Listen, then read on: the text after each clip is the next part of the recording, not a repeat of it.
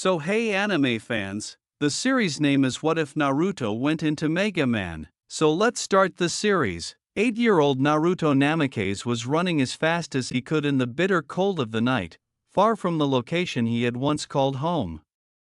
Sad and angry tears were streaming from his eyes. But why was he crying so much and fleeing his house? It's because he's sick and tired of the agony he's been subjected to for so long, and it was time for him to leave it all behind. He's tired of the taunts and insults, the talking behind his back, the bullying, and being called a failure. See, 8 years ago on October 10th, 2 boys and 2 girls were born as quadruplets, and Naruto was one of them. A masked man then entered the room, took the 9-tailed fox from his mother, and used it to almost destroy the village and its inhabitants. Fortunately, his father, the 4th Hokage, did everything in his power to stop it. He was about to give his life in order to seal the beast into one of his children, but the 3rd Hokage beat him to it, breaking the beast apart and sealing it in 2 of the quads. The quads were born as Naomi, Naruto, Menma, and Natsumi in that order. Menma had the yang, while Naomi had the yin half. Everyone was devastated and grieved by Lord Third's sacrifice and death for the hamlet after the war, but they soon cheered when 2 of the 4 kids were hailed as heroes for saving their lives in the village. After that battle, Naruto's family was happy and they loved each other very much, but after the quads turned 5, things changed. For some reason, Minato and Kushina decided to train Naomi, Natsumi, and Menma.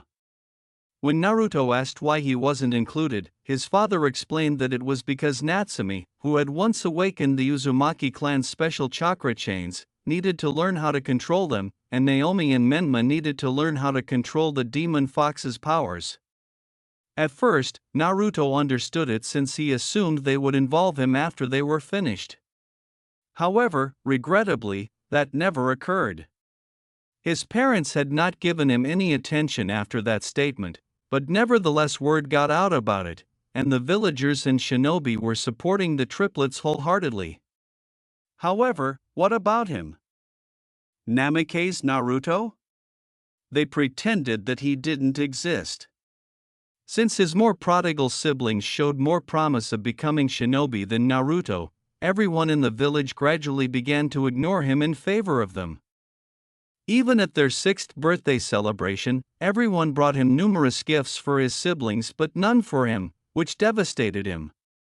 The kids were then enrolled in the Ninja Academy with the goal of becoming ninjas someday. The triplets did well in their first ninja class and, naturally, became well liked by the other kids. But unlike his siblings, Naruto received an average score and was on the verge of becoming dead last, which made almost everyone, including his siblings, laugh at him. He was unable to make any friends at the Ninja Academy because he was not as popular as his siblings, so naturally, they would ignore him or make fun of him whenever he made a mistake or did something foolish. He would then take it upon himself to train alone in order to impress everyone with his skills. He would even sneak into his dad's study to learn from the jutsu scrolls, of course while no one was looking or paying attention to him. This caused the pain in his heart to worsen when he asked his parents for training again and they refused, leaving him to be ignored once more. He was always the last to catch up to his siblings or peers, regardless of what he did or how hard he trained. This led everyone, including his own family, to believe that he was unfit to be a ninja because, after all, he was only a child and children needed assistance from those around them, but his family didn't want to help him at all. In fact, it seemed like they didn't want anything to do with him. His parents treat him as though he doesn't exist and would chase him away like a fly. His siblings, including Naomi, looked up to him at one point, even though she was the firstborn. This was because Naruto would always take the lead in most situations when they were younger, and they would occasionally follow him because he knew how to have fun and was protective of them, as any good sibling should be. However, as soon as they started training, things changed. The young Namikaze situation only got worse during their 8th birthday celebration, which was held not too long ago. His teammate Tsunade and his purported godfather Jiraiya came and told everyone that they had summoning contracts in addition to training them. They received a lot of affection and appreciation from everyone when it was announced that they had graduated early and were officially genin because they had performed so well at the academy. Naruto's heart broke into a million pieces as he watched almost the entire town applaud them while his parents gave them hugs and kisses that were so tender and loving that it destroyed him because they never done it to him. It was like an expensive glass vase that fell and broke on the floor. He came to the awful realization that his family didn't want him and was actually content without him. Tears were streaming from his eyes as he fled the scene, first from the house, then from the hamlet, and now he's rushing through the forest. He ran without any goal in mind. He only wanted to leave that awful spot where he knew he would never be happy. He was so preoccupied with running that he failed to notice the guy he ran into, which caused him to fall flat on his bottom. "Oh," the man-like voice said, turning to see who had bumped into him. To his amazement, he saw it was a wailing youngster. He squatted down to assist him, saying, "My goodness. Are you all right, lad?" Still crying, Naruto looked up at the man he had bumped into. He was an old man with a cane, somewhat overweight but not as much as the Akimichi clan, and he was dressed like one of those guys who were good with science stuff, wearing a white lab coat that was open to reveal a yellow buttoned vest, red pants, and brown shoes. He was also slouching a little. Upon examining the man's face, the fugitive youngster noticed that he had a large white beard and blue eyes that resembled both his own and those of the fourth Hokage. However, Naruto observed that the older man's eyes were filled with compassion, friendliness, caring, and worry, emotions he wasn't quite accustomed to. "Why, I am fine," Naruto answered, wiping away the tears as best he could. Sorry," he murmured. The elderly man scowled a little as he looked at the weeping child in front of him. He had blonde, spiky hair, blue eyes just like his own, 3 whisker-like marks on his cheeks, a plain black shirt with a red spiral on it, and white pants.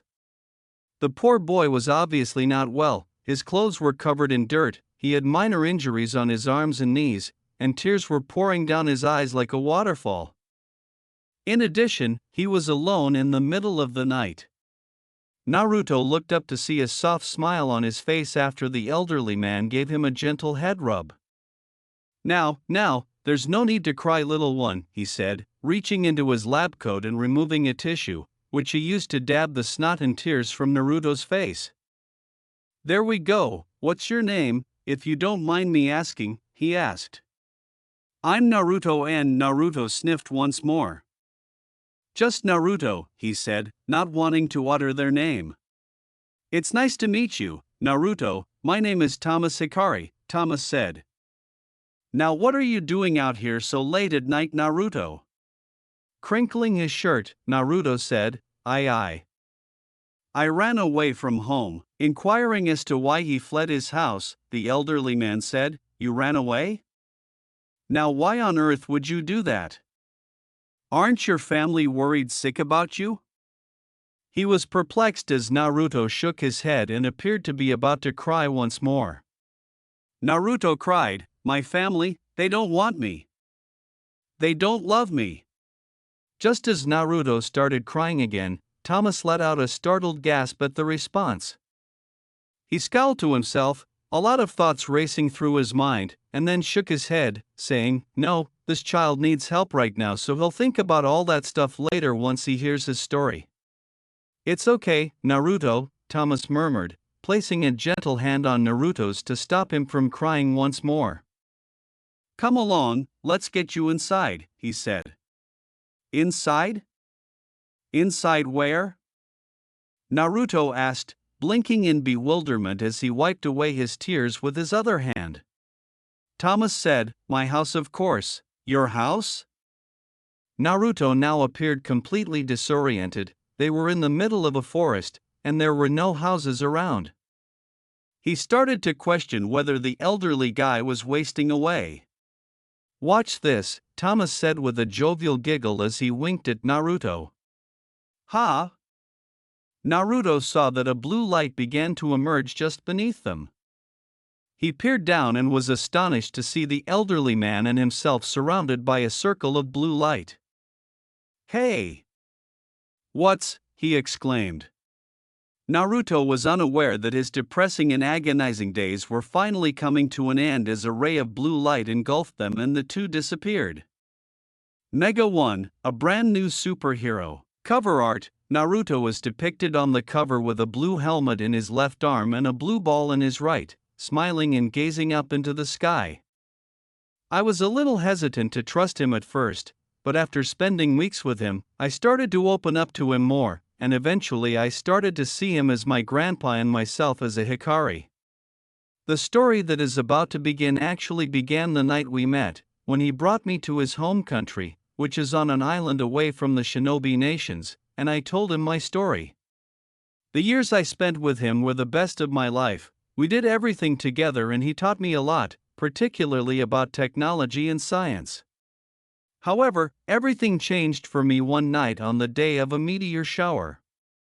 With a telescope in his hand, 10-year-old Naruto ran out of the lab with excitement. He was wearing black shorts, black shoes, and a blue shirt with an image of a piece of gear on it.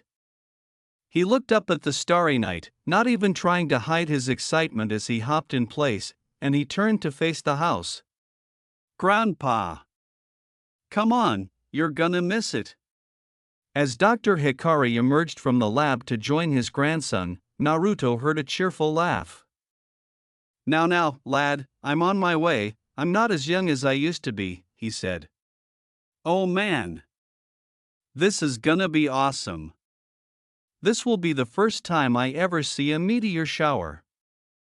I've never seen one before and I don't want to miss it, was Naruto's exuberant reaction, and he paid no attention at all.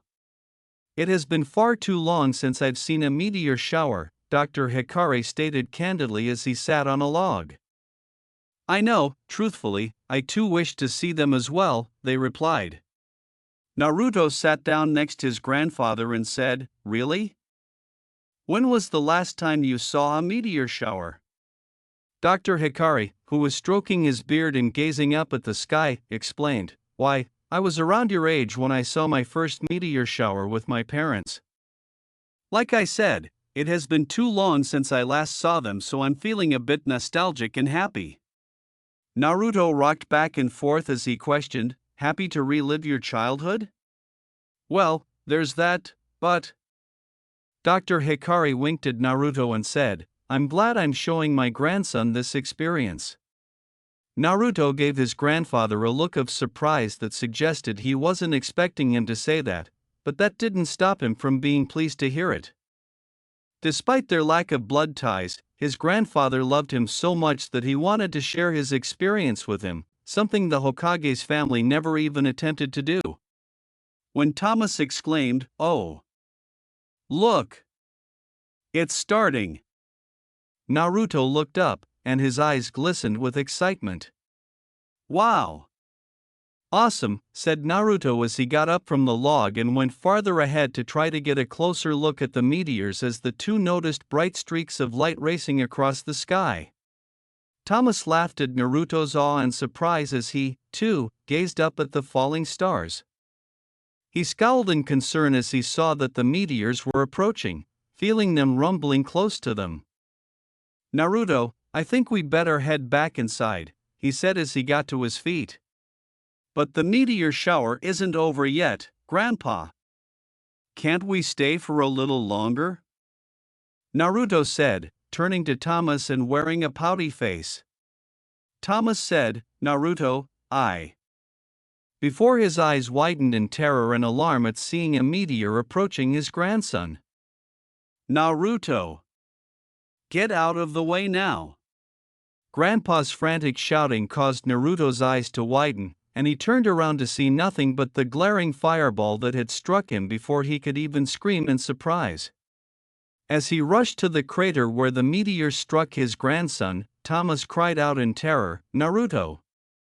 He gasped when he saw Naruto unconscious there, with what appeared to be a piece of metal fragment in his chest and several other fragments all around him. No healthcare units. Bring my grandson to the lab at once, Thomas exclaimed. When Naruto opened his eyes, he heard ringing in his ears and moaned in pain. His grandfather was holding him as gently as he could while he looked at him anxiously, saying, "Grandpa." He closed his eyes as he noticed the healthcare units approaching. I was unconscious for about 2 days after that meteor hit, and my grandfather kept an eye on me to make sure I was okay. He also collected the meteor's pieces to examine in order to make sure that whatever it was wouldn't hurt me, but he was shocked when I experienced something incredible while I was asleep. Furthermore, I must admit that I was also taken aback. Dr. Hikari sat on the computer and looked at the metallic sphere's data and the energy readings it was emitting. "This is truly astonishing," he said.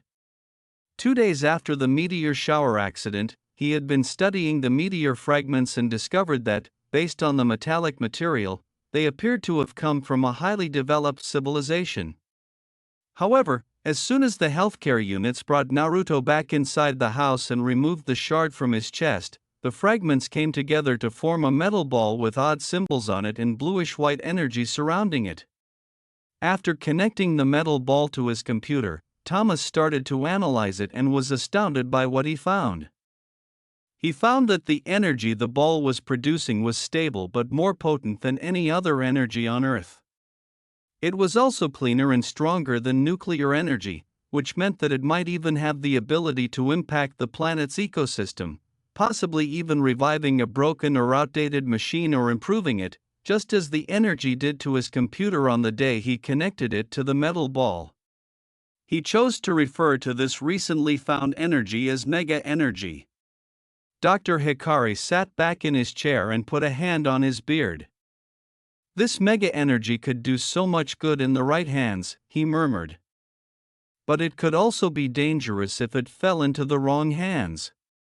He noticed Naruto was still asleep when he looked at the bed. He got up and went to the bed, gently rubbing Naruto's head and frowning a little. His grandson had been in this coma for 2 days, and he still hadn't shown any signs of waking up, and he wasn't sure why. Because of his Uzumaki genes, the wound on his chest had already healed, so what was the issue? Why is he still asleep? Is it possible that Shard actually caused him harm? What if so? As Thomas concentrated on Naruto, he failed to notice what was happening behind him. The metal ball began to hum and shake so softly that the good scientist couldn't hear it, and its symbols began to flash blue as if it were powering itself. As if it had a mind of its own, the metal ball's energy started to enter the computer and start gathering data from within the system. As it dug deeper into the system, it also discovered some hidden data. Information about different boys in blue armor. The sphere hummed softly as if it had discovered what it was looking for and had examined the information on these blue-armored guys. After it had completed its investigation, the enigmatic energy returned to the sphere, and a moment later, the metal ball's flashing lights ceased and continued to glow. Thomas was about to resume working on the metal ball when he noticed that his grandson, Naruto, was experiencing something incredible. His body, including the chest where the fragment was removed, started to glow bluish-white, similar to the mega energy from the metal ball. He attempted to touch him but was startled when he saw Naruto open his now glowing eyes and begin floating in midair. When the metal ball reached Naruto's hands, he began to move it around as if it were a piece of a puzzle. Thomas, meanwhile, watched this strange phenomenon unfold with cautious curiosity. Naruto turned to the metal ball and reached his hands out towards it, causing it to vibrate before it began to float towards him. With his scientific mind trying to figure out what was going on, the good doctor asked himself, "What on earth?" He saw Naruto halt his current task and move his hands away from the metal ball just as it began to hum loudly. To Thomas's astonishment, The metal ball burst open, revealing a tiny glowing blue orb that radiated a bluish-white fiery aura. Rings of what appeared to be data or energy circled the orb, and inside it appeared to be a vortex of blue lights. The metal ball that held the glowing orb soon fell to the ground, but the glowing orb continued to float between Naruto's hands. Thomas said, "Incredible," with a hint of amazement, as he looked at the enigmatic lighting blue sphere. He started to question whether this was the Mega Energy's origin or whether the energy was taking on a shape of its own. He looked at his grandson to see what he was going to do with this Mega Orb, but whatever it was, it's still amazing to see something like it. The young blonde closed his eyes and stayed still as the rings encircled his entire body, with Thomas watching in awe. Naruto raised his hands, bringing the Mega Orb close to his chest as it sipped inside him. At the same time, glowing blue circuit lines started to appear on Naruto's body. With awe in his eyes, Thomas said, "Naruto, what's happening to you, lad?" Thomas's inquiry will soon be answered as he noticed that the energy rings were falling to the ground and dispersing. When they were completely gone, his eyes opened in complete disbelief. In fact, he was so taken aback by what he saw that he dropped his cane. It can't be.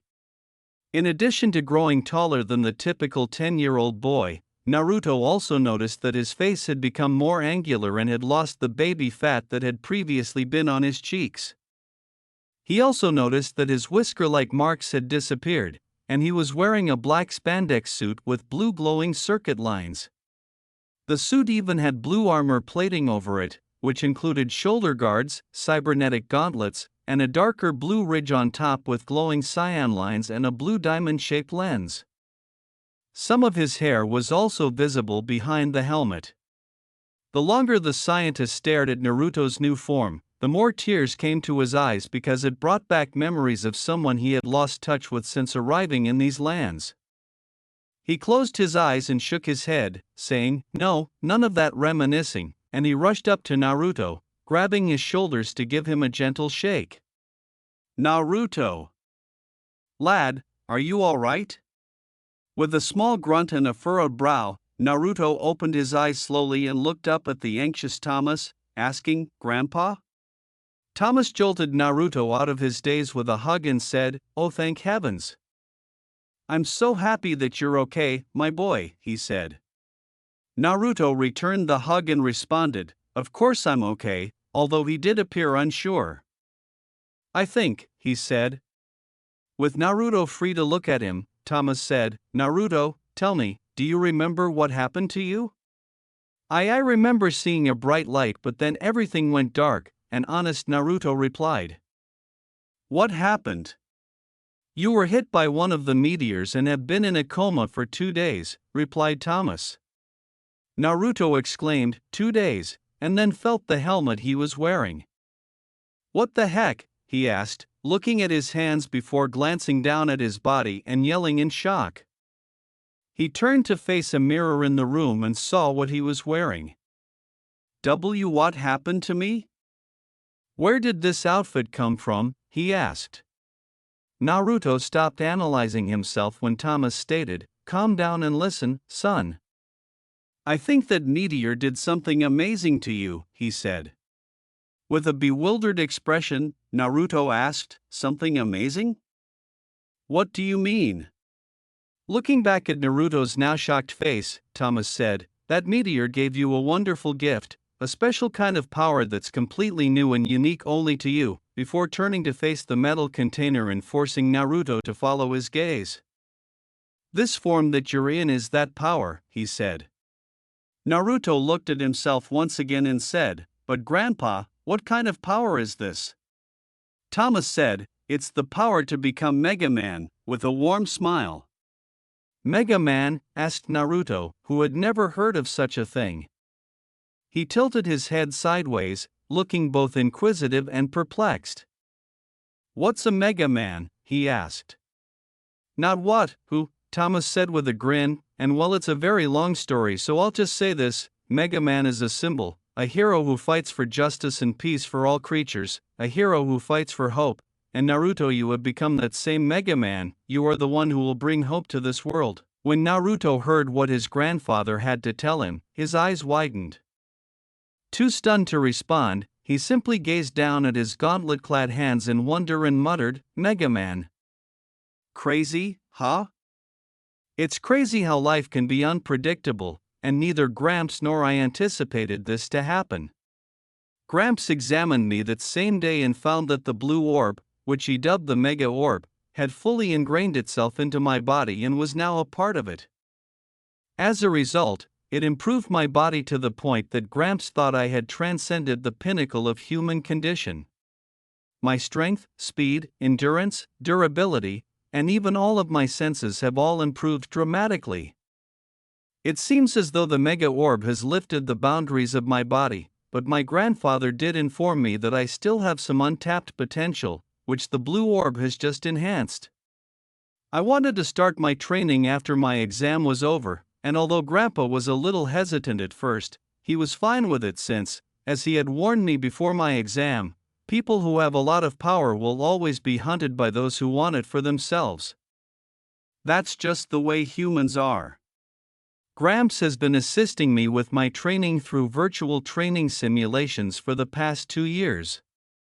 During these sessions, we discovered that the Mega Orb also granted me other abilities, such as technopathy, which allows me to catch a glimpse of the future, among many other things. However, my grandfather became ill when I was 12 years old, and that year would be the last time I spoke to him. Naruto, 12, was carrying a tray of food and hot tea as he made his way to Dr. Hikari's room. He had changed significantly over the years he had been with Dr. Hikari, and after the blue orb entered his body, he appeared to be 14 or 15 years old despite his actual age. In addition to his increased height, his body had become leaner and more muscular from the amazing 3 years of training he had undergone. His eyes had changed from being yellow-blonde to a deeper shade of blue, resembling blue sapphires, and his hair, which had retained its spiky texture, was now softer and styled in short layers with swayed-back bangs. Under his short-sleeved blue jacket, which included 2 chest pockets and standard pockets, he wore a black t-shirt with a yellow circuit symbol for light gray slacks, and blue shoes. The jacket also featured a stylized white M with a spiral crest behind it. "Hey Grandpa! Lunch is here," Naruto said as he went for his grandfather's door, which had just opened on its own. Dr. Hikari said, "Ah, thank you Naruto," and then started to cough. Despite his outward smile, Naruto was feeling anxious and afraid inside.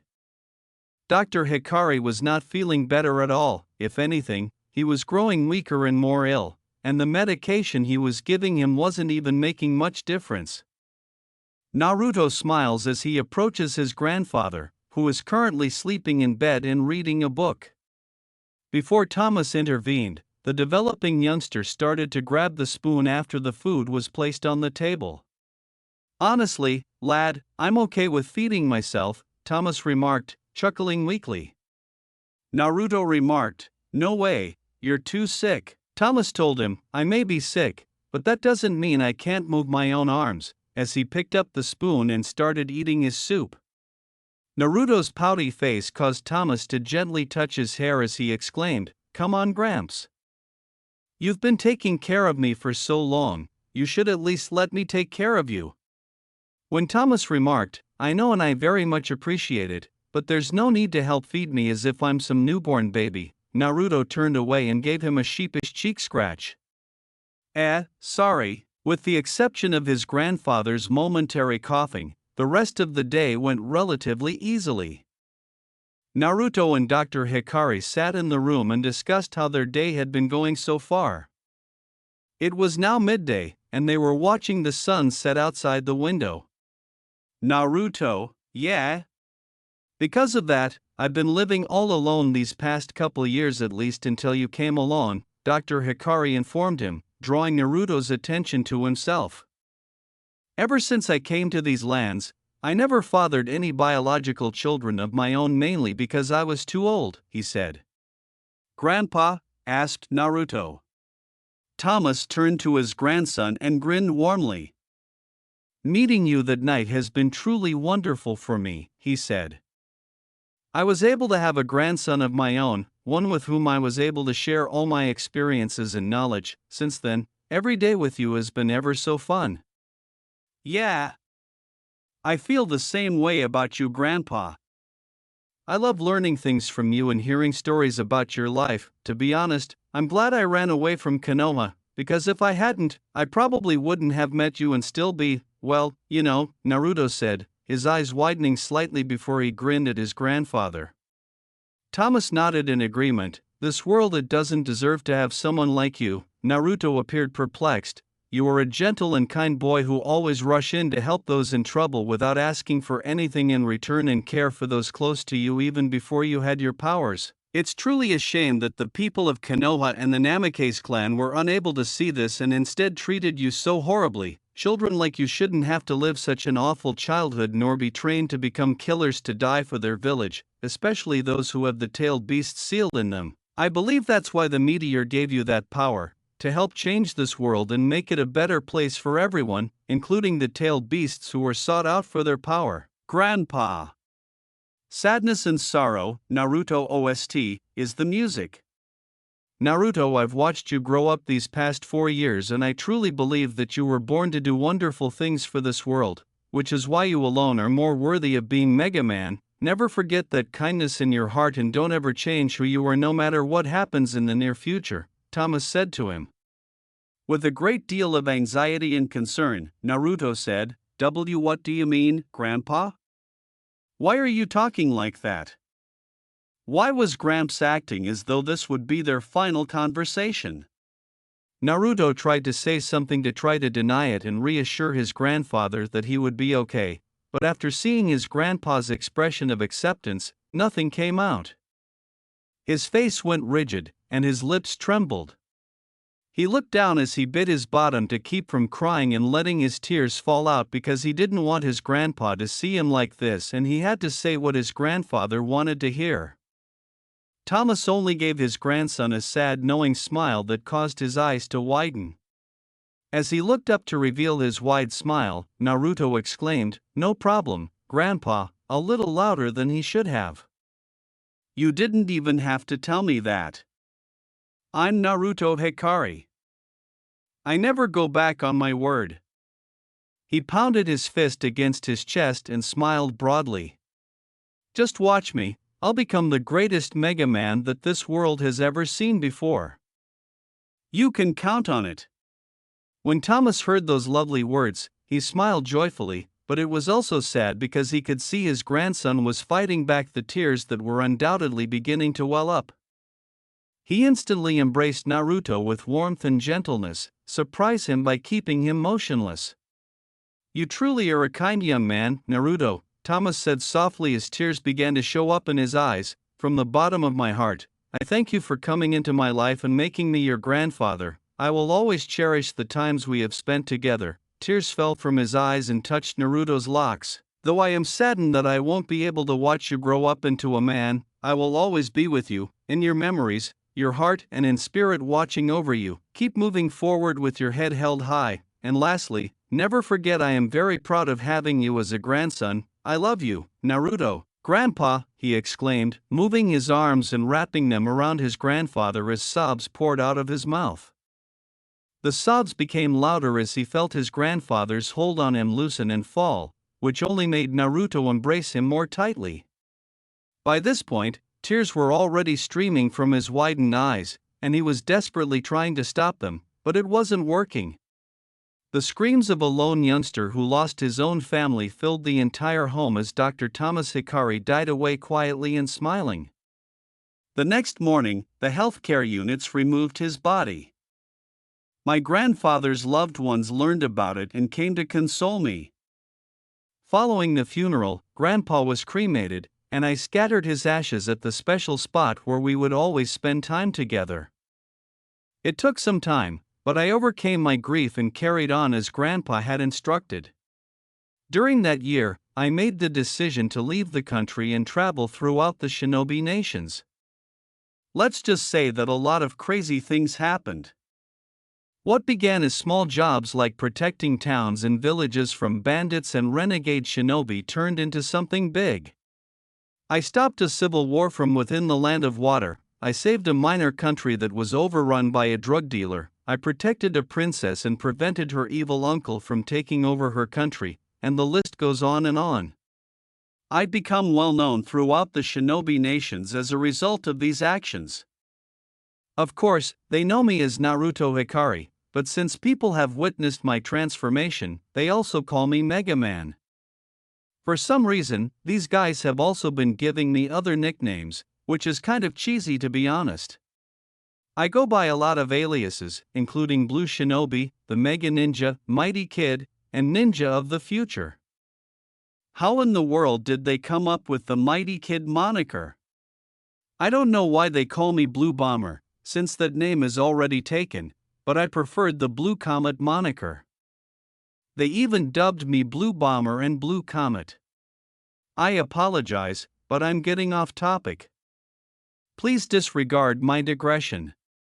I'm Naruto Hikari, and here is my story, the tale of Megaman Maelstrom, a new Megaman in the shinobi universe. Let's do it! An extremely unique nation known as Arcadia, the land of the tomorrow, with Lux City as its capital, existed on a different continent, far from the shinobi continent. What is it, you ask? It was founded by one of the greatest scientists in history, Dr. Thomas Hikari. How did it happen? First, we must start with the man himself, Thomas Hikari.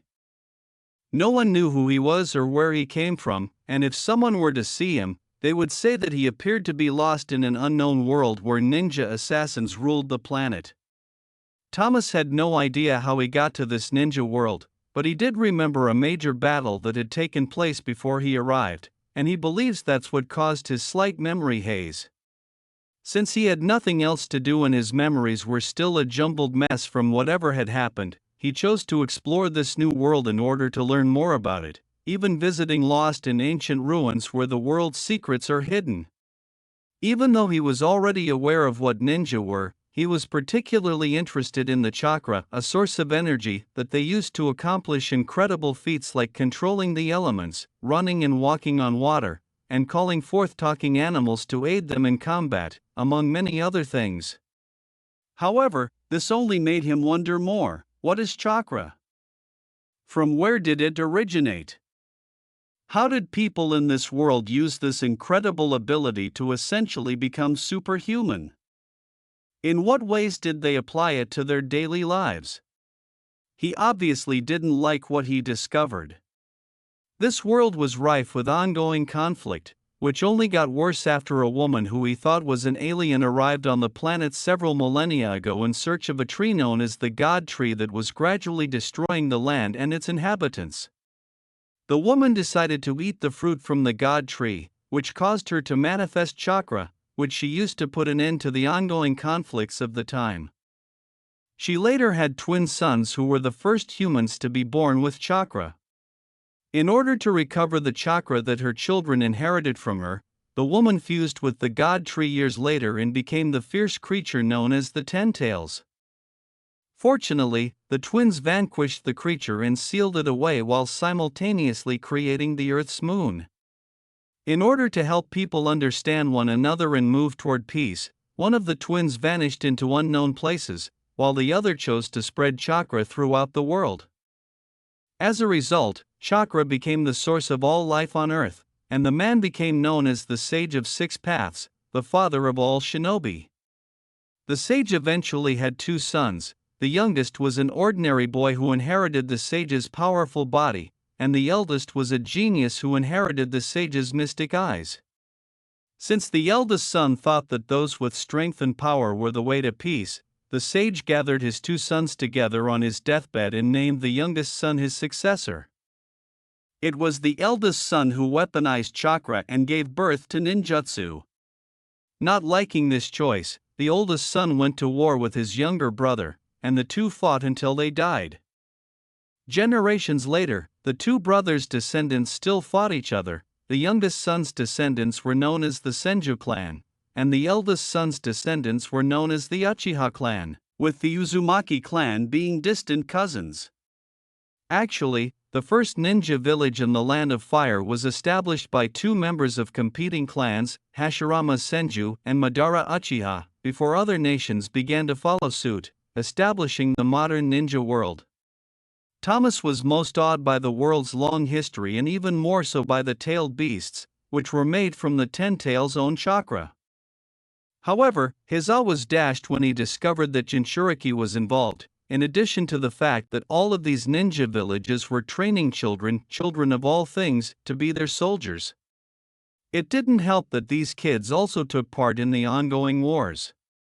Learning this terrible truth broke Thomas's heart. Children are meant to be the world's future. They should be playing games, having fun, growing up, and living life to the fullest with big dreams. However, it appears that this is not the case in this world, as they are being trained to become soldiers at such a young age. They are being taught how to steal, lie, cheat, seduce, and even kill. Some of these children are even being trained to become emotionless dolls in order to become the ideal killing machine. As the ideal shinobi, Thomas found it completely disgusting that the parents would support their children becoming shinobi, but he also remembered that some, if not all, of the children were born into shinobi families, so naturally it is expected of them to follow in their footsteps. It didn't help that some of these children who wanted to become shinobi were orphans. The idea of Jinchuriki still haunted him. Those poor, defenseless children were despised by their village because they harbored beasts, and the beasts themselves were no different from other common animals. Although they were a part of the world's natural order, people feared and detested them because of their great power, which was also the power that shinobi desired. What hypocrisy! Like all other creatures, those tailed beasts have the right to exist in this planet. Even though Hashirama Senju ought to have left them alone, he didn't. He discovered that once a Jinchuriki dies, so will their tailed beasts, but that this is only temporary because they are merely chakra-given physical form. Nevertheless, the shinobi villages will still hunt them down and have them sealed inside new Jinchuriki because of him. Now, Jinchuriki are either despised by their own village or are being trained to become mindless weapons. For 3 years, Thomas traveled the world, visiting all the major and minor nations of the shinobi continent, learning about their economies, cultures, and other aspects. He made it his life's work to find a way to fully free the tailed beasts from their hosts without the host dying during the extraction process and sending them somewhere where no one, shinobi or not, would attempt to capture them or worse, try to bring the Ten Tails back to life. He also observed that, in contrast to his more developed Earth, the technology on this one was primitive. They had computers, TVs, VHSs, VCRs, satellite dishes, cameras, and batteries, not the kind he was more accustomed to. There are no cars of any kind because people here travel by foot, boat, and carriage. The only location with a functional train is the Land of Snow. In addition, because this is a ninja world, everything medical and similar was handled by medical ninja, much to the amusement of the good scientist. Hashirama Senju, the granddaughter of the first Hokage, is credited with creating the official system of the medical ninja, which included laws that her students and other medical nin alike had to follow. While it was fantastic that such a system was established, when Thomas first saw the map of the shinobi continent and its islands, he was shocked to discover that this land of the moon is the only place where a king, not a daimyo, rules, and that they use a different currency than Rio. It also confirmed to him that the shinobi continent is essentially Japan during a feudal era. To his further surprise, he discovered that none of these shinobi have chosen to venture out and search for the new world like the pioneers of his old world.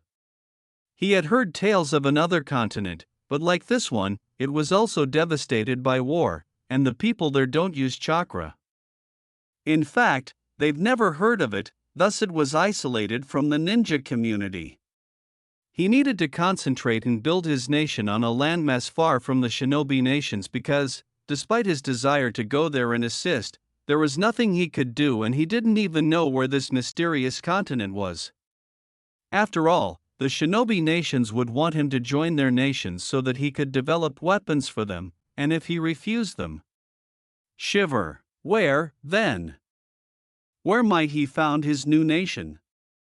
Fortunately, his question was answered when he was in the land of waves and learned about a new, unexplored land that some fishermen had found when a storm hit and they ended up there. The mysterious land was not only full of people but also mystical creatures of all sizes, shapes, and species that aren't even found in the ninja nations. It was also peaceful because there were no wars going on there, and what was even more amazing was that there weren't any ninja or samurai. Similar to the rumors about the mysterious continent, the people living there were unaware of the ninja nations and didn't know what chakra was. With a resolute determination, Thomas took the first step onto the ship where he will start to build his nation in the new land. Thomas wanted to visit this new, somewhat peaceful land, so he went to the docks and saw people getting a big ship ready to go there with what he assumed was one of the fishermen who went there and returned to tell the story. They traveled for a few weeks, and the only incident they experienced was an unexpected storm. They arrived safely at the new land, where Thomas established himself in a small town that would eventually develop into a prosperous, highly developed utopian nation. Naturally, it took years for the nation to be created and the metropolis to be built.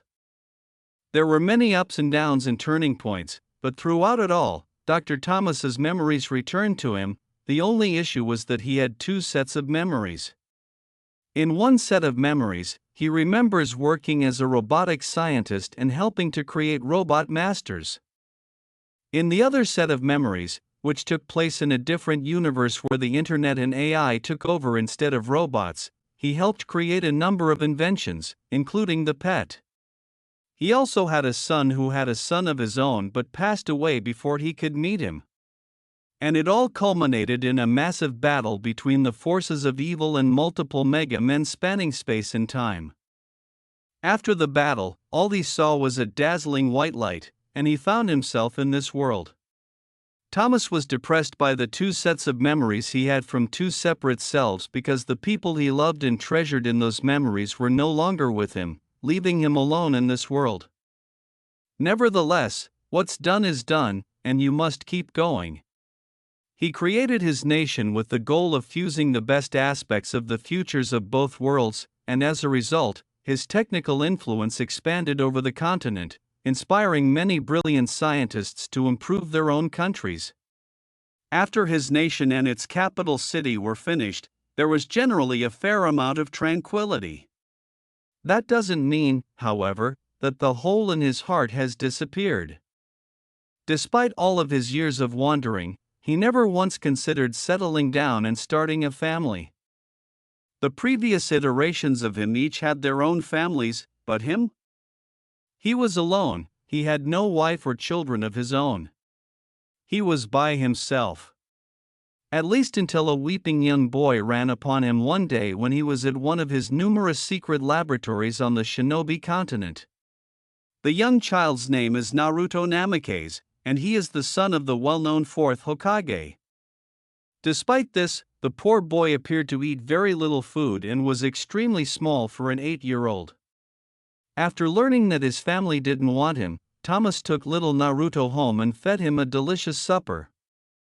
At first, Naruto was a little hesitant and afraid, but after gazing him in the eyes, the boy devoured the food so quickly that he resembled an animal. However, Thomas didn't leave his side for even a single moment. He even went so far as to rub his head as he was eating. The poor boy's eyes began to well up with tears, which spilled into the food, but he didn't care because he kept eating. Even though he was one of many children in ninja nations to have a family of their own, Naruto never once heard of a family rejecting a child because he wasn't as unique or gifted as his siblings. After he finished eating, Naruto told Thomas everything that had happened to him. Thomas surprised Naruto by giving him a sudden hug while shedding tears of his own.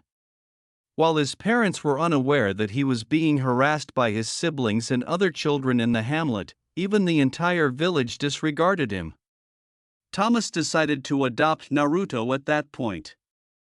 It took 2 weeks, but during that time, Naruto was able to trust and love Thomas so much that he unintentionally dubbed him Grandpa, creating a strong link between them. Since then, the two have been inseparable. Thomas even gave Naruto a proper education that did not include any ninja training, teaching him about the nations on the continent they were on and even the truth about the Shinobi Nation's origins. He even inspired Naruto to follow in his footsteps and become an incredible scientist and inventor when he grew up. Naruto gained new abilities as a result of the meteor shower incident that happened 2 years later. Back in the Ninja Nations, Naruto received no training from his family and was only properly trained at the Ninja Academy, with little to no results showing at all. As a result, he became the dead last, the least talented shinobi with no potential at all, and was compared to his more talented siblings and parents. Thomas helped his grandson learn how to control his powers as soon as he acquired them in order to protect himself and others while also teaching him how to be responsible with them. Those unfortunate idiots! Naruto possessed a great deal of potential that was concealed deep within him. This potential was fueled by his determination to persevere no matter how difficult things get, to overcome any obstacles in his path, to demolish any walls, and to keep pursuing his objectives. Thomas recognized Naruto's potential as more than just a shinobi, he considered him to be the hero the world needed. Tragically, 2 years later, Thomas Hikari's advanced age eventually caught up with him. The unfortunate guy fell ill in bed and Naruto was forced to do his best to help him recover, despite his refusal. Thomas was aware that his time was approaching and wanted to ensure that Naruto could care for himself after he passed away. Since moving to Arcadia, Naruto has made many wonderful friends, and Thomas has made many friends since coming to this realm, some of whom are still alive today and some of whom have already departed. Since they knew Naruto, they would assist in caring for him when he died away. Thomas Hikari departed this world with a contented smile on his face after bidding his grandson farewell with tears, knowing that Arcadia, no, the entire planet, would be secure in Naruto's care.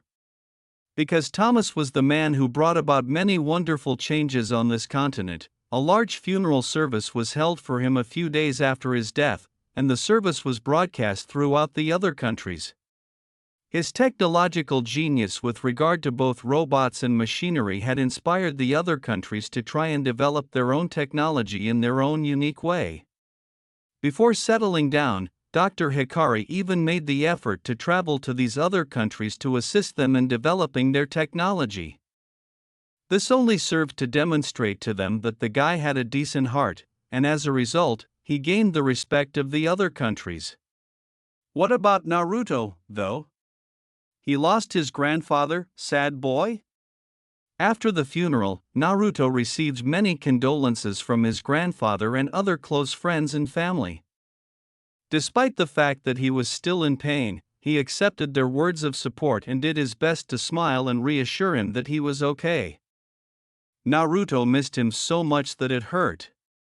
After a few days, Naruto was able to smile again, but one day he informed all of his friends that he would be leaving for a bit and departed. A few days later, there were rumors that a young man in blue armor was traveling the continent and rescuing people from monsters, bandits, raging robots, and other dangers. However, those who knew him knew that the boy in blue armor was actually Naruto Hikari. Even though he's been gone for a year and a half, he still communicates with them to let them know he's alright. Which begs the question, what was he doing at the moment? A speeding object is seen traveling down a road inside this same forest, blowing away the leaves of the trees with its wind power. It is a bright and clear day, and birds are chirping joyfully as they fly through the sky. The woodland creatures in the forest are waking up and yawning, preparing to begin their day. Mega was written in white next to an image of a blue comet with a spiral design inside, encircled by a white flame-like aura. The object in question is a hover bike, which is a cool shade of azure blue with white streaks. Who was operating such an extremely fast car is now the key question. The individual was none other than Naruto Hikari, who was 14 years old as of today. He hasn't changed much in the year and a half since his grandfather passed away, although he has grown a little taller and his blonde hair has become more radiant than ever. He wore a blue high-tech watch, navy blue sunglasses to protect his eyes, and black fingerless gloves with the back open. Naruto narrowed his eyes as he realized that this is one of that bastard Gato's hideouts that he hit when he first arrived, and he also noticed that the grass had fresh bloodstains on it. Naruto gripped his hoverbike's brakes, causing it to slow down and stop right at the edge. He placed his sunglasses on his head and took in the scene that unfolded before him, an open field area surrounded by a forest where an abandoned temple is located. Naruto said, "Yup, this is the place," his voice becoming a little deeper to indicate that he was already entering puberty. He fired up his hoverbike and took off. He instantly leaped off, making it vanish in a blue flash, and landed on the ground, heading for the temple. He surveyed the area and saw nothing unusual, save for the quantity of blood that was visible in some places. There was even a blood trail that led to the temple. Naruto stopped when he noticed that it appeared as though someone had attacked whoever was traveling to the temple, because he saw the bloody trail being pulled away with a lot of force and saw claw marks on the ground that created a tiny crack. As he followed the claw marks into the forest, he noticed several fallen trees that appeared to have been knocked over by something large. The teenager squinted his eyes and took another look around, but he saw nothing that would indicate that anything was hiding here. This just indicates that the local species is unaware that he is on its territory. Well, it will now. He extracted a gold whistle from his pocket, inhaled deeply, and then blew directly into it. Even though the whistle made no sound, Naruto knew the creature must have heard it, because he heard what sounded like a beast's roar reverberating throughout the forest. He stopped blowing into the whistle, put it back in his pocket, and waited for the unknown beast to appear. Because of his improved hearing, he can hear the sound of running legs coming his way from behind him, as well as something crashing through the trees and toppling them, sending the birds flying in fear. Not even trying to leave his position, Naruto cracked his knuckles in anticipation of the impending combat as he heard the sounds approaching. 3, 2, 1, roar! A huge, fierce creature jumped out and headed straight for Naruto's bare back, opening its mouth to bite him and drooling all over it. Just as it was about to do so, Naruto disappeared, causing the creature to slide on the ground. It growled in confusion, wondering where its prey had gone, and as it looked for it, a loud whistle came from behind it, causing it to turn back to see that its prey was still there as if he had never left, and was waving at it with a cheeky grin. While this is going on, Naruto studies the enigmatic large quadruped creature with large fangs and claws. It is covered in red scales and bony protrusions that resemble bone and muscle tissue. The tail is especially bony and can be used as a club. Its most characteristic feature is its double row of claws, which it uses to cause deep wounds in its prey. Naruto's bored attitude showed that he was undisturbed by the monster's loud, horrifying roar. He pulled out a piece of paper with a flawless drawing rendition of the beast in front of him. Putting the paper aside, Naruto remarked, "The red beast, you're a lot bigger than I thought, but I've seen bigger." The red beast growled ferociously, causing smoke to emerge from its nostrils. "You know, I came back here to take a little R&R before heading back home, but instead I found the people here crying to me about an unknown rampaging monster that somehow made its way here on this island," Naruto said, humming as he looked up and crossed his arms over his chest. "And all the trouble it's been causing since it got here, like say, attacking the local village on occasion, stalking unsuspecting newcomers in the forest in the middle of the night," he said, pausing to see the metal plate of a hidden leaf headband with a piece of it bitten off, along with a kunai present. "And from what I can see, playing with your food before eating them," he said, looking to the side as he felt a light strike his face.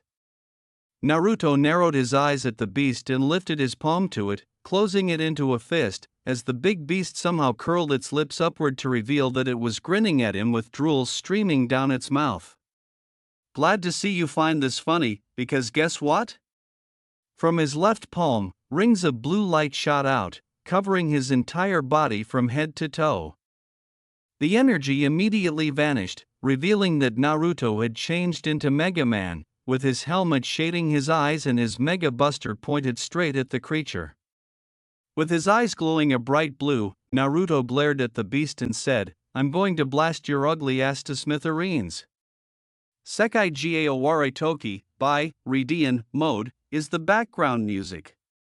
While the young man stayed motionless and watched as the red beast leaped into the air, claws poised to swipe him, the beast roared and raced at Naruto with ferocity. "Let's rock it," the Mega Man said, running backwards to dodge the claw strike and hitting the monster's skull with a charged shot. It shouted in rage at that and proceeded to attack Naruto, who repeatedly avoided its swiping attacks and fired a few charged rounds at it. Aoi Tatsumaki. Naruto decided to step it up a notch and ran towards the red beast, giving it a blue blazing punch to the chin that knocked its head up. "Ryuseiken," he said, twisting his body around and performing a hurricane kick as the same blue flames now were visible on his feet. The red beast shouted at Naruto as it leaped at him, causing him to leap into the air to dodge it. The beast's entire body was knocked to the side as it rolled in place before moving itself on its legs. "Get out!" Many Naruto clones surrounded the beast in blue digital lights, confusing it as it stared at them all. The clones ran at the creature, forcing it to move aside before it could smash the clones with its tail. When the club-like tail slammed into him, the clone miraculously held his ground and wrapped its arms around it, holding it in place. The other clones ran around the monster, firing fast shots at it, which only made it more irate. It swiped at some of them, making them puff out of existence, which only confused the monster. However, they jumped out of the way, leaving one where he was. The red beast's eyes opened as it was briefly raised off the ground before being smashed onto its back. It turned to face its tail and saw that one of the clones had seized it. The clone then gave it a cheeky smile while its eyes morphed into a murderous gaze. "Now, boss," the final clone said, grinning slightly as it glanced up at the original, who appeared to be standing in midair. "Had," Naruto said as he ran to the monster's tail, calling forth a blue futuristic katana with a blue energy coating on the blade. Hyaa, he cut the tail off completely, causing it to crash loudly on the ground while sparks erupted from it. Naruto landed next to his clone, and the two of them bumped fists before the clone vanished. The red beast continued to roar as it rolled on its four legs, glaring hatingly at the Mega Man. The scales on its body began to glow a heated red, and its eyes began to glow as well. The beast roared as it released a burst of energy as it began its charge towards the boy who cut its tail. Naruto ran towards the charging beast and aimed his glowing Mega Buster at it once more, leaping into the air as the beast pounced again. He saw the beast's mouth open as if it were about to take a huge bite out of him, and he thought the beast was moving slowly while he was moving normally. Naruto whispered softly, "Mega Buster." And the red beast's mouth opened wide enough for him to shoot straight within. Fully charged, the beast instinctively closed its mouth when he shot a huge compressed blast of bluish-white energy, and the blast detonated inside the animal's body. Naruto flipped in the air and landed on his knees. He turned to face the big beast, who was coughing for a few seconds, trying to spit out the energy blast but failing, causing its organs to burn out of its body. It coughed again, this time spitting out a gorgeous crimson gemstone. When it noticed that its vision was becoming blurry, it closed its eyes and collapsed. Ending background music. As he stepped up to the beast and took a closer look, Naruto chuckled and rubbed his fist across his nose. "Game, set, match," he said, letting out a whistle. He had to admit that this big, fierce creature is quite impressive when it's not trying to devour you. He nodded to himself as he looked down at the red beast after completing his examination. The scales were a nice shade of red, fairly hard and sturdy, which would make good armor. The teeth and claws were extremely sharp and quite powerful, and if those earlier attacks proved anything, they would make powerful weapons, including the tail. He held out his hand and directed a beam of light at the dead beast, making it disappear in digital particles. He then moved his hand to the tail and repeated the process, and when he was done, he de-transformed back into his normal form. "Buddy, the villagers are going to make good weapons and armor out of you. Consider it as payback for all the trouble you caused," he said.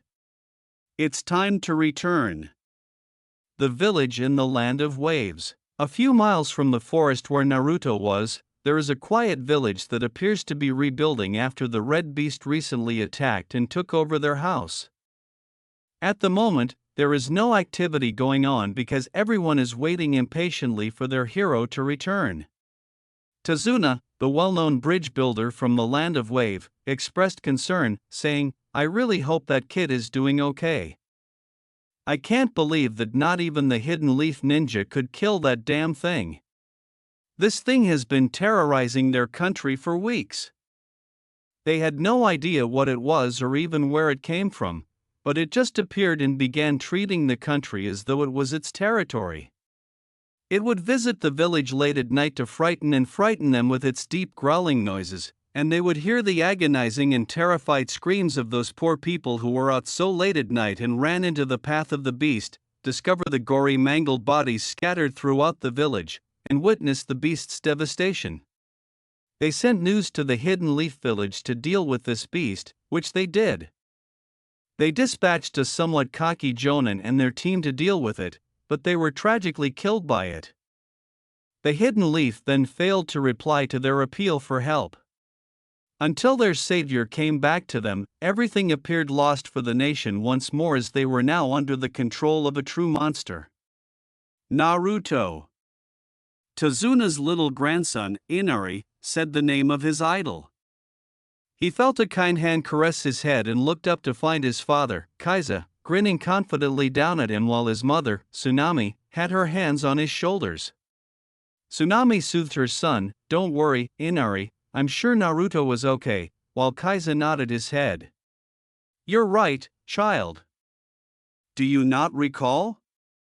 By himself, Naruto defeated that jerk Gato and his crew. Together with the other people," Kaiza also reassured his son in non-bloody terms. "The drug lord Gato invaded their country about a year ago with the intention of using it as a smuggling base and attempting to seize control of it. Gato had an army of ninjas, samurai, and bandits with him, and ever since they arrived, the village has had to cope with the crooks' theft, bullying, and even dragging women away. However, Gato, not enjoying the opposition or being stood up by some wannabe hero, had his men kidnap Kaiza instead since he wouldn't stand for such acts. They beat the poor man to within an inch of his life, even breaking his arms. In order to publicly execute him in front of the village's residents and demonstrate to them what would happen to anyone who dared to oppose him, Gato had gathered everyone in the public space. However, before the drug lord could begin the execution, a foreign child arrived and punched him across the face, sending him flying into a building.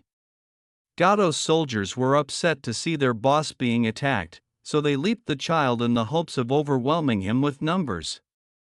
However, they were completely mistaken. Although some of the villagers didn't allow them pass because they killed them and followed after the ones who escaped, the boy was able to defeat every single one of Gato's goons. The child even went so far as to kill almost all of them, and those who survived simply fled in terror. Gato was still alive, but when he awoke, he was standing in Kaiza's place. The man in question completely recovered, and he was looking into the punks and the villagers' numerous peering eyes. After that, let's just say that Gato became food for sharks.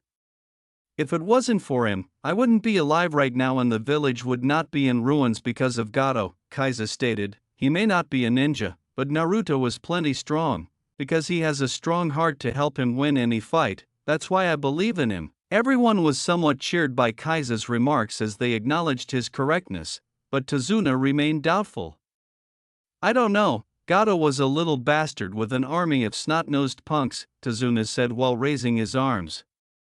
This is a full-on genuine monster we're talking about here. I just don't think the kid can handle something like that. Why not, elderly man?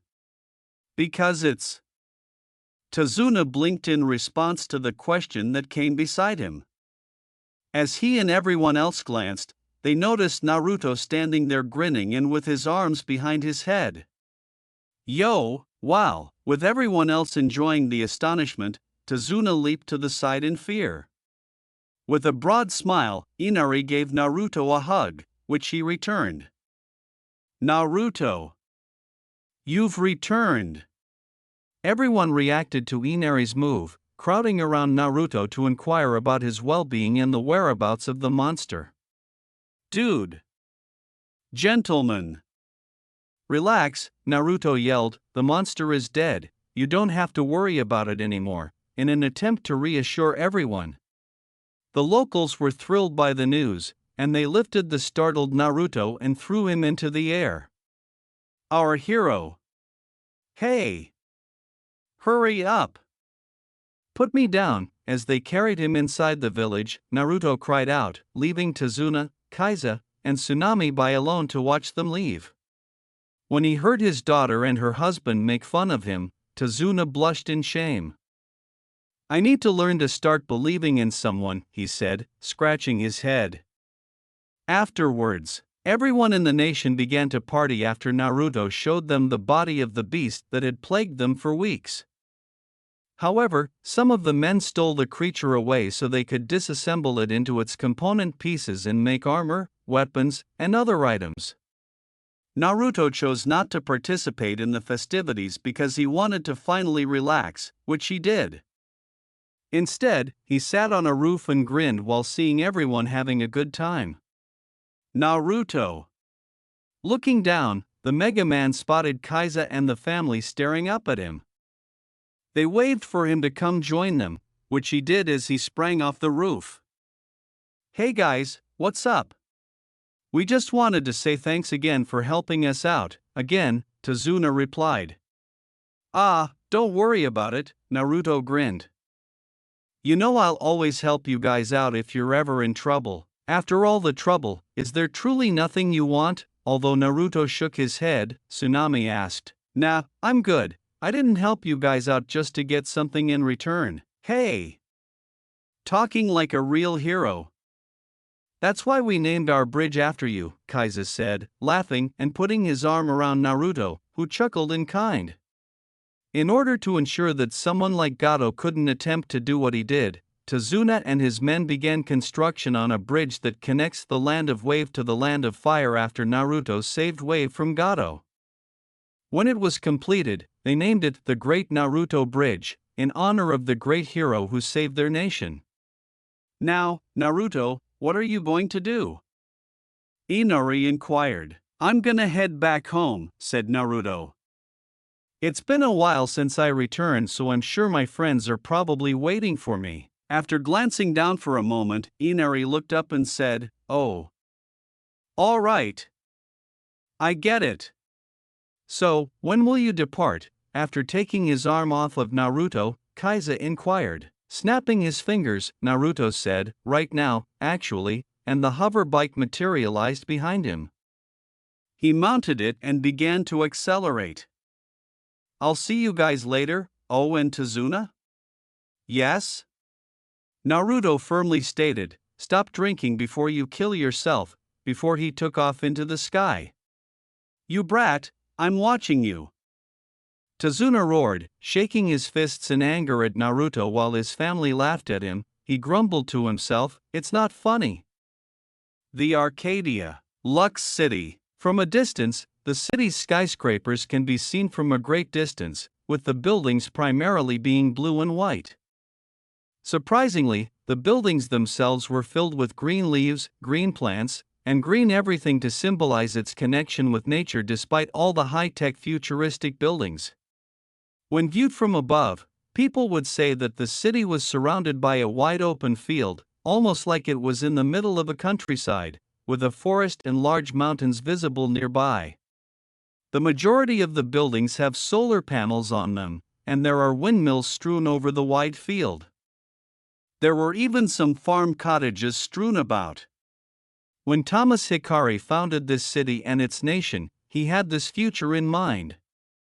The city was divided into several districts, including shopping, schools, residences, and science centers, among many others. There were also highways strewn around the city, and different hover vehicles could be seen traveling on them. There were a lot of people on the streets going about their own business, including adults rushing to get to work on time, little children preparing to leave school, and teenagers simply hanging out and doing their own thing. However, the robots that were visible throughout the city also contributed to its increased level of sophistication. Indeed, robots. Thanks to Dr. Hikari, the city was flourishing with robots to assist humans with simple jobs. These robots, regardless of size, collaborated with humans to keep their city clean and safe. Naruto will always be proud of his grandfather's achievements because of this. His phone rang after he had done admiring the metropolis his grandfather had built. He reached into his pocket to pick it up as a holographic screen appeared, and as he responded, his first friend Celine's face showed on the screen. Celine has short crimson hair and gold-yellow eyes, and Naruto had to admit that she is a pretty girl. He knew that she would break the hearts of many boys when she grew up, and even girls if she joined the opposing team. Although he couldn't see what she was wearing, he could tell that she was out and about in the city. "Hi, Celine." "Naruto. You're where?" With a lively tone, Celine inquired. While moving his eyes around in jest, Naruto remarked, "Oh, around," but he was actually looking for her. At his light-hearted response, Celine scowled. "Oh, come. After all this time, you're returning. What on earth are you doing?" Before his eyes focused on his target, Naruto continued to move them about. "I'm relaxing. I just finished fighting a monster at the Land of Waves after all," he said. Naruto was shocked to see how much her body had grown in the years since he left the city. She was wearing a red blouse, a black long-sleeve shirt underneath it, and jeans. His eyes ran from some of the expanding portions of her body, making him flush.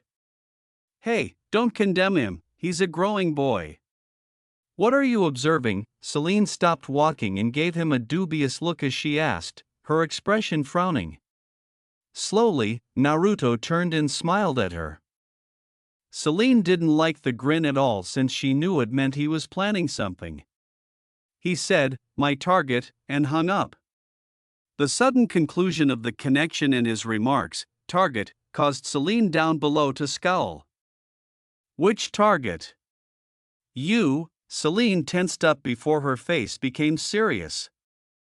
She turned to kick the person behind her across the head, but she stopped in the middle when she realized who it was. The person barely flinched. Her action made everyone around her stop and turn to face them, but their eyes widened when they realized it was the boy. "Naruto?" Naruto said, "Hey, long time no see, Celine," to her. "Naruto." Celine wrapped her arms around Naruto's neck, her feet bent so as to not touch the ground as she brought him into a hug, causing them to spin around in place before Naruto stopped. "I can't believe it. You've returned home." Naruto chuckled a little and was delighted to finally give his boyhood friend a hug. He then observed how many people were stopping by to see them, more especially him. It simply came with being related to someone as well known as Dr. Thomas. For some reason, people all over the continent thought he was Thomas Hikari's real blood-related grandson, even though he wished he was. However, those closest to the two knew the truth, and regardless of blood ties, Thomas will always be his grandfather. Softly, Naruto remarked, "It's good to finally be back, I miss you." Grabbing his hand, Celine replied, I missed you too, we all did." letting go of him as she used her finger to wipe the tears from her eyes. Come on. Everyone has been anticipating your arrival. As Celine drew him nearer, Naruto halted, saying, waiting for dash, hey. Wait. Celine. As she continued to drag her best friend to their goal, Celine simply laughed joyfully. Arcadia, House of Hikari. Celine and Naruto were traveling to the house where he and his grandfather resided, which is located on the outskirts of the city. The house is large and elegant, with a water fountain in the middle of the front garden, a gate enclosing the house, and a red mailbox across from the upstairs balcony. When Celine noticed Naruto's broad smile, she leaned closer to attract his attention while simultaneously making her chest thump. Is it good to be home at last? Yes, as pleasant memories started to pour into his head, Naruto turned back to the home and remarked, well, it's going to get better, Celine said with a wider smile. Naruto blinked as Celine proceeded to the door and gestured for him to follow. He followed her and approached the door, raising an eyebrow in the process before she invited him to open it. He then grasped the handle and opened the door. Pop! Pop! Pop! Astonishingly! When he heard poppers and party horns, Naruto's eyes widened in surprise at what appeared to be a party taking place in the spacious living room. A banner reading "Happy Birthday Naruto" was hanging, balloons were all over the place, and there was a table laden with food, snacks, and a cake with his and his grandfather's faces on it. The fact that all of Naruto's pals were present warmed his heart. Guys, how? I brought them together after you told me you were on your way home for your birthday and wanted to surprise everyone, Celine remarked as she approached Naruto. Celine, said Naruto. Celine went on, blushing slightly as she gave him a loving grin. Like I said, we all missed you, Naruto, and we're happy that you finally came back, she said. Happy birthday, Naruto, and welcome home, she concluded. Naruto's eyes were glistening with tears, and his cheeks turned slightly pink.